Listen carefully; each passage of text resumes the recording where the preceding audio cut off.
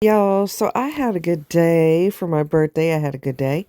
I mostly relaxed, then went for a walk later, and then went out to dinner, which was lovely. And they used to, okay. All right. So back in the day, this particular restaurant used to give you a full brownie. It's called a blonde brownie. Okay. And they give you ice cream with it. Well, they don't do that anymore. I got melted ice cream, mostly melted ice cream, with a sliver of a brownie. It was kind of, it was a little shocking. Everybody's cutting back and everybody's skimping like crazy. Uh, wow. Wow. I'm pretty sure Applebee's, calling you on the carpet now. I'm pretty sure that a real brownie would not put you out of business if you gave someone a real brownie for their birthday, which is only once a year. And y'all are making bank because y'all got decent prices. So you can't sit here and tell me that y'all not making enough to forfeit a real brownie. But whatever you got to do. I probably won't waste my time getting it next time because it really was a waste of time. It's just enough for you to get a good taste of it. And I don't like brownies, but I do like the blonde brownie. It's just enough to get you teased, but not enough to satisfy you. So y'all could just keep it. If you really need it that bad, y'all keep it.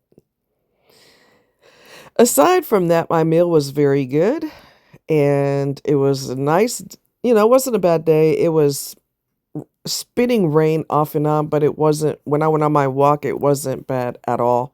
In fact, it wasn't spitting rain at all. So that was lovely.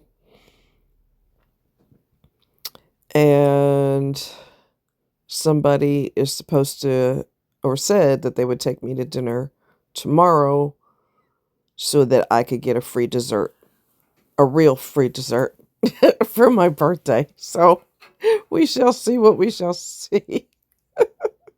It's really nice when a company, uh, Applebee's doesn't do this, but some other restaurants are nice enough to actually send you an email and wish you a happy birthday and tell you, hey, we've got a free dessert on us. And you have until November 1st to claim it. So I would try my best to claim it tomorrow. So yeah, it was pretty uneventful. It was a pretty chill day. Pretty nice. There's another person I could have gone out with, but stop it right now if I slap you in the mouth. Always got to be gangster. Stop. My little gangster straight out of Compton over here. No bites. You touch that sore foot and he wants to take your arm off at the elbow. Soft biting is still biting. Stop it. Ooh, chow. Shut the hell up. Stop. So I got 2 books from the library not long ago, and I finished one, and I figured since I go through them so quick, I need to get more than one. So I went ahead and got 2 books this time.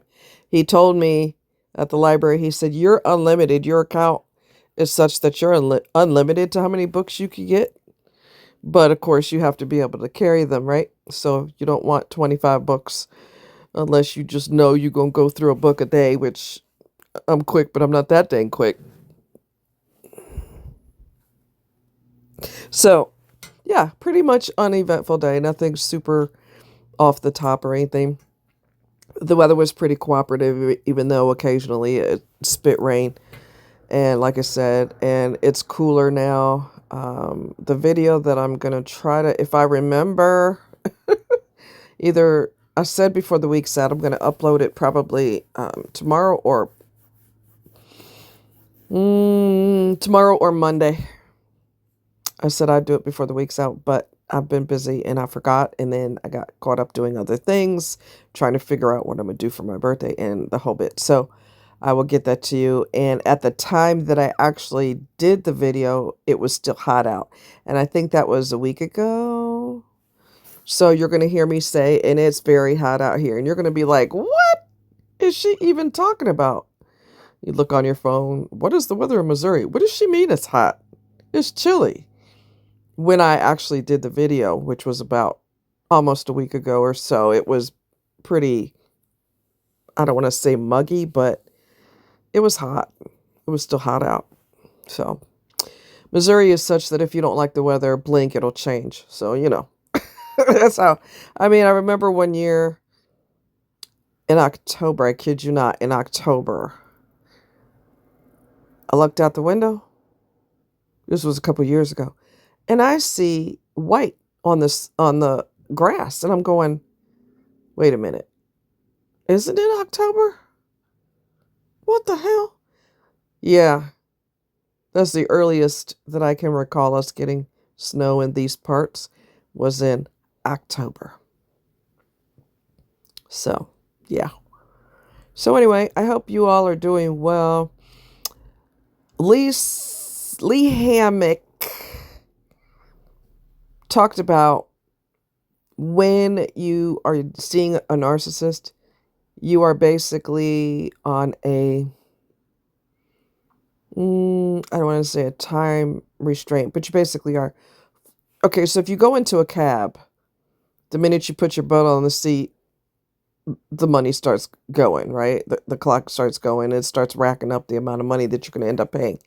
Well, that's the same thing with every narcissistic so-called relationship. I call them manipulationships because that's exactly what they are. This person doesn't give a shit about you, me, or the dog next door, or the cat down the road. They don't care. Regardless of pretending they do, it's all fake. So from the minute you meet them, the meter on the cab is running before they lose interest because they can't stay with anyone long term and forever. And if they are for images, for the purpose of being, having a great image, fake, but supposedly great image, they will be cheating behind your back. They're never going to be faithful to you and only you. And then they will have the balls and the audacity to accuse you of cheating. So, these people are something else. Oh my God. They have a lot of traits that psychopaths have. They're not psychopaths, but they're very close in the sense of they have no compassion, they have no remorse. Not all of them. There's, narcissism is on a spectrum, but a lot of them have no feelings for anyone but themselves. And that is very psychopathic. The difference is, one of the main differences, even though there's similarities, is narcs are made and psychopaths are born, meaning a person is born a psychopath. They are just born that way. It's not circumstantial or they were abused or they were overindulged or any of that, whereas all of those factors factor into narcissistic personality disorder. So I'm going to find that video, Lee Hammock's video, and I will post it in the description of him talking about how the clock is ticking before this person completely loses interest in you. He talks about when they choose you and then love bomb and then fracturing. He calls it fracturing when you might tell them no, for example, and now this great image they have of you is no longer because they see flaws in you, which is totally stupid and asinine because everybody has flaws. But their brain doesn't work like everybody else's, so we have to take that into consideration, okay?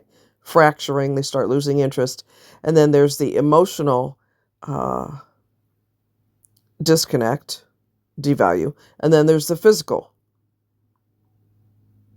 They leave you emotionally, and then they leave you physically. And they may not leave you physically, they may stay with you, but they have left you a long time ago. Emotionally, left you a long time ago. And the devalue is inevitable. It's inevitable. Inevitable that you are no longer valued. Because you're not really valued from the start. You're just valued for what they can suck out of you. And that varies from person to person, what they're looking for. So, fun. I remember the last one I knew years and years ago. Thank God I've not been with anyone since then because I don't have time for stupid shit. But he knew that my friend was interested in this one person. And so Morticia, that's what I call him, Morticia. When my friend went, they were all hanging out. And when my friend went to the restroom, he tried to saddle up on her and try to mack her while he was in the bathroom because that's how fucking sneaky they are. Backstabbing and sneaky. My God, they can't be more slithery if they tried. So slithery like a snake. Sneaky as hell. I mean, my God. And he had also told the same person when he was with his little stuck-up friends, never introduced me as his girlfriend, introduced me by my name, so that's a red flag. But thankfully, I got rid of him at some point. But he told her, and I didn't even know that at the time. I did not know this at the time. But he went and told her, I'm going to be single soon. I'm going to be single soon. Little did he know, you damn straight you going to be single, bitch. I was tired of his attitude. I was tired of the mood swings. I was tired of him acting like he didn't know who the hell I was when we were in public. I'm going to fix all that shit. So he got dumped in text and immediately blocked. I'm about tired of your sissy ass, stupid ass, crazy ass games. I'm done. You want to go saddle up to somebody else? Go ahead, queer bird. Go for it. You're so goddamn confused about your sexuality. You don't know if you want to be a man or a woman. Absolutely insane. He would really benefit from some serious therapy. Instead of trying to dance between two genders, why don't you decide what you are and then date accordingly? Fucking idiot. Thank God I'm not confused about who the hell I am. Thank God. I am a girl. I'll always be a girl. I'm a serious tomboy. I like being a tomboy, but I'm also girly, and I love my makeup and hair and jewelry and, cute little outfits and all of that. I love all of that. But I'm not going to teeter-totter between two genders because I don't know which one I am. It ain't going to happen, Captain. Thank God. As if he doesn't have enough psychological problems. Oh, God. So anyway, yeah. So I had a really nice birthday. Good thing about your birthday is... Good thing is you get a birthday. The bad thing is you get another year tacked on. Boy, that sucks. Oh, that really sucks. Yeah. My server doesn't know. He's a young guy. God bless his heart. Bless his little heart. The server at the restaurant, I said, do you have something special for your birthday? And he said, yeah, we do a blondie, which isn't a blondie. It's a sliver of a blondie, but I didn't know that at the time. Anyway, move right along. And he said, is it your birthday? And I said, yeah. And he said, how old are you? Now, he doesn't understand this because he's young, okay? But men are not really supposed to ask women how old they are. They're not supposed to do that. It's kind of impolite. But I didn't care. If you want to be brazen enough to ask me, I'll be brazen enough to tell you. And his jaw dropped like, oh, you don't look your age. I said, well, thank you very much. That makes me feel better.